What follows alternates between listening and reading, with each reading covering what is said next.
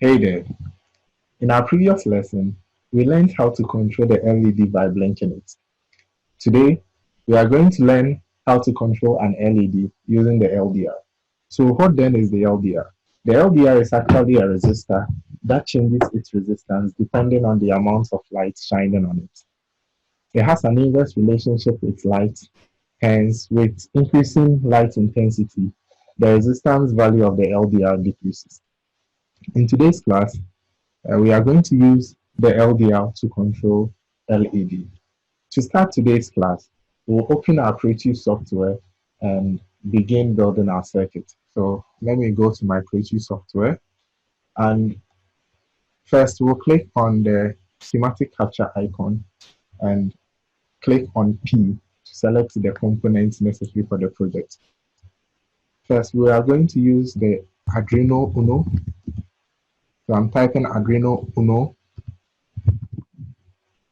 and I'm going to double click on it. Then we'll select our LDR, double click on it, and then a resistor, and finally we'll select an LED. This time I'm going to use the blue LED for today's class. Sorry, the blue LED. All right, so with all our components selected, I'm going to close this window and we'll begin connecting our circuit in our schematic capture window.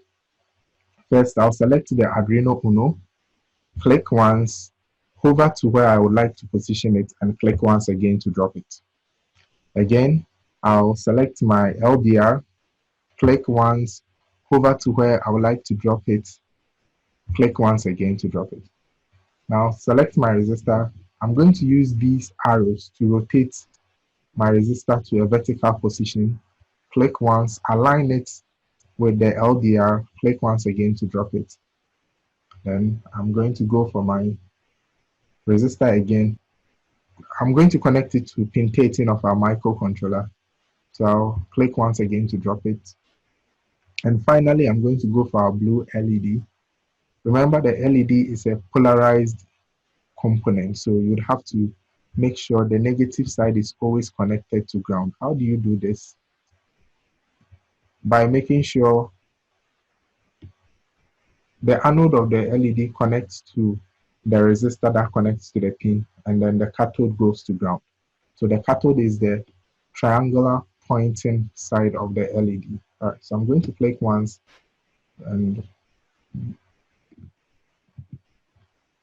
okay, so I'm going to click on my terminals window, select ground, click once, align it with the LED, and then connect them. All right, so I'm going to connect all other components in my working window.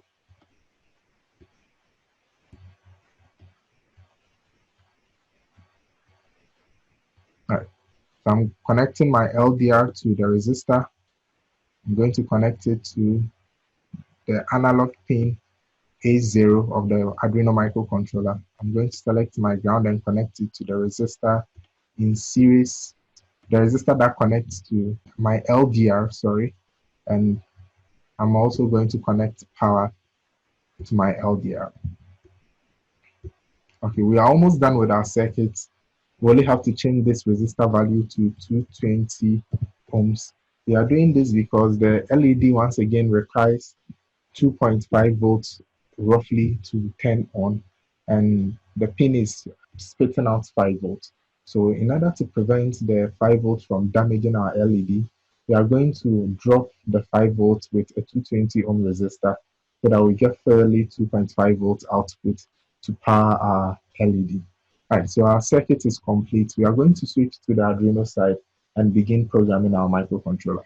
Let's go to the Arduino side. So to program our microcontroller first, we are going to tell our microcontroller we've connected some pins to it, and hence we are going to declare variables to those pins. First, I'm going to declare a variable called LDR pin, and I'm going to say it's equal to A0. And then I'm also going to declare a second pin, that is LED pin, and I'm going to declare it as pin 13, that it's connected to pin 13. This is actually so because we have connected our LDR to A0 of the Arduino microcontroller, and we've connected our LED to pin 13 of the microcontroller. All right, and once again, we'll have to inform our microcontroller that we are using these general purpose input pins as an input or an output. So to do that, we'll do pin mode. Remember, it's case sensitive. I'm going to tell it that LED pin is an output pin. Remember, LEDs are output devices because they take signals from the microcontroller and send this signal outside to the environment by turning on and off. We're going to do pin mode again for our LDR, and this time we are going to say the LDR is an input device. Why? Because it is taking the amount of light outside in the environment and sending a corresponding signal to the microcontroller, hence it being an input device. I'm also going to begin using the serial communication library, so we'll do that by doing serial.begin and 9600. I know for beginners it might be a bit confusing, but I just want you to understand serial communication with the baud rate here as kind of a frequency channel we are setting for communication between components. Okay, so just simplify it that way so that it doesn't confuse you. Remember, this is a beginner's class. All right, we are done with the void setup part of our program, and we are going to go to the void loop part of our program where we are actually going to write the logic of our code. So the first thing we would consider at the logic side is, what do we want to do?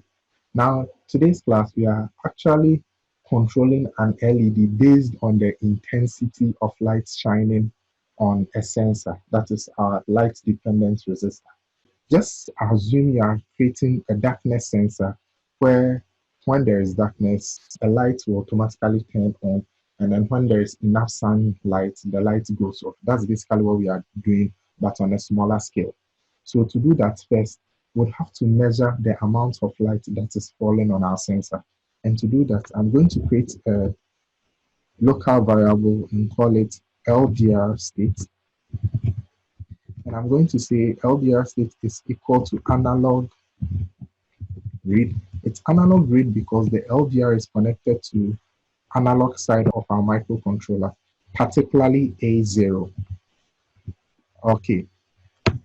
And when we read the value from the LDR, we would like to see what is happening or the values we are getting from the LDR. So to do that, we are going to use the serial monitor and we are going to spit out what the sensor is sending to the microcontroller into the serial display. Okay. So to do that, we are going to do Serial.print and then into brackets, we are going to put what we want to print into the display, and that becomes our LDR state, then semicolon. So for now, we are going to run our code and see the range of values we are actually getting from the LDR in this simulation. So I'm going to click on verify, and I'm going to save it as LDR LED control.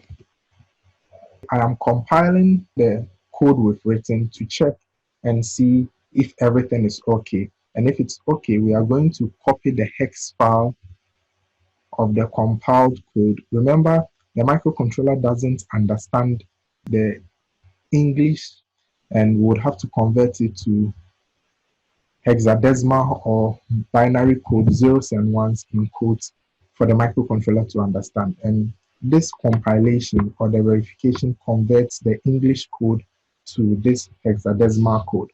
So we are going to go to our virtual Arduino board in Proteus and paste the hex file there. All right. Now before we can actually simulate and see what is happening inside the microcontroller, we'll have to connect one last component, and that is what what we call a virtual terminal. So this is just going to act like a screen for now for us to see what is happening inside the microcontroller. And to do that, we are going to go to the Instrument tab in our Proteus software and select Virtual Terminal. It is the fourth item in the list. Click once for it to hover and then drop at an appropriate place. I'm going to click once, and then connect my receive side of my virtual terminal to the transmit side of my Arduino Uno.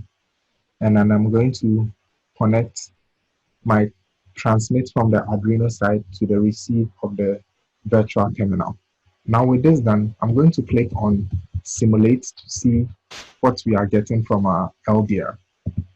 Okay, so I intentionally did this to show a clear example of an error you may face. It's not really an error, but it is not something I will advise you do. And this is it. No, now we are printing our code to the screen, all right, but we are printing it horizontally, and hence we cannot actually make out the value that is being printed. The second thing is we are also printing out at a very fast rate. We cannot actually see the values that are being printed. So we are going to stop our simulation, switch back to the code, and add a delay of 1 second to slow down the speed at which information is printed to our serial monitor. I'm actually using 1000 because the Arduino microcontroller measures time in milliseconds, hence 1000 milliseconds being 1 second. We're also going to go to our Serial.print function, and instead of using print, we are going to change it to print line by adding ln to it.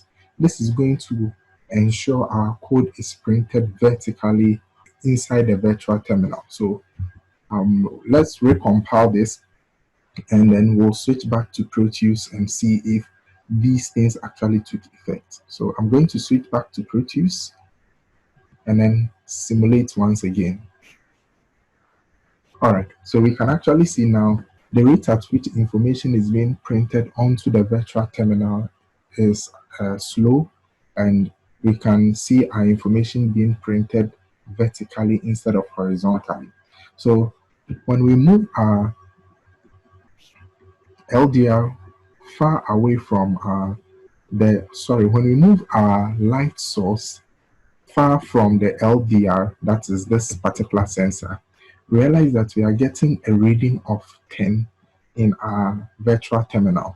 Now I want to move the LDR the light source closer to the LDR, and also record the maximum reading we are having. So the maximum reading we are recording right now is 975, and then the minimum reading we are recording is 10. All right, so I'm going to stop the simulation and then explain something real quick, then we'll continue. In microcontroller programming, particularly with the Arduino Uno, there is something called the read resolution. And the read resolution of the Arduino microcontroller is 10 bits. Okay, that means that whenever we send information to any pin on the microcontroller and the microcontroller does analog to digital conversion, it actually converts that voltage input, that is the voltage input between 0 and 5 volts, it converts it to an ADC value between 0 and 1023. Okay, and based on the resistor values that are connected, the range may vary, but in this particular example, we can see we are getting a minimum of 10 and a maximum of 975. 10 implying that we are in darkness, and then 975 implying that there is sufficient light on the sensor. Okay, I'm going to go midway, okay, and we are going to say 500 is going to be the threshold we are going to use in controlling the LED we've connected to our microcontroller. So remember, what we are doing is to measure the amount of light falling on the LDR, and based on the intensity of light falling on the LDR, we'll either turn the LED on or turn it off. All right, I'm going to stop the simulation. We'll switch back to our code and then add that set of function to it. Here, we are going to learn one of the many conditional statements you would be using in microcontroller programming, and this is called the if-else statement. So we are going to tell our microcontroller that if the analog or the ADC value we are measuring from our light source is anything below 512 ADC value, then it means there isn't enough light on the sensor, and hence our light source, that is the LED we've connected to pin 13, should turn on. So this is how we are going to do that. This is the structure for an if statement. Okay, the condition for the if statement is placed inside the parentheses of the if statement. So we are going to actually tell our microcontroller that if LDR states is less than or equal to 512, that is the ADC value we have recorded inside our variable called LDR state, is less than or equal to 512, we want to turn on our LED pin. So we're going to do digital, right? We're going to select, remember digital write takes two parameters. The first parameter is the pin you want to write to, and then the second parameter becomes the level you want to write. Is it a high or a low? This time we want to turn it on, so it's going to be a high, semicolon. Okay, we are going to leave it just like this, and then we are going to say else. This is the structure for the else statement, and we are going to tell it that if the value we are getting is not less than 512, it should turn off the LED. So that means there is enough light shining on the LDR sensor, and hence we do not need our lights or our light source to turn on. So to do that, we are going to do digital, right, LED pin, comma, and we are going to say low. Okay, so with this, I'm going to move my delay and bring it down here to make everything run more smoothly. Okay, so now we are done with this. I'm going to compile my code once again to check if everything is right.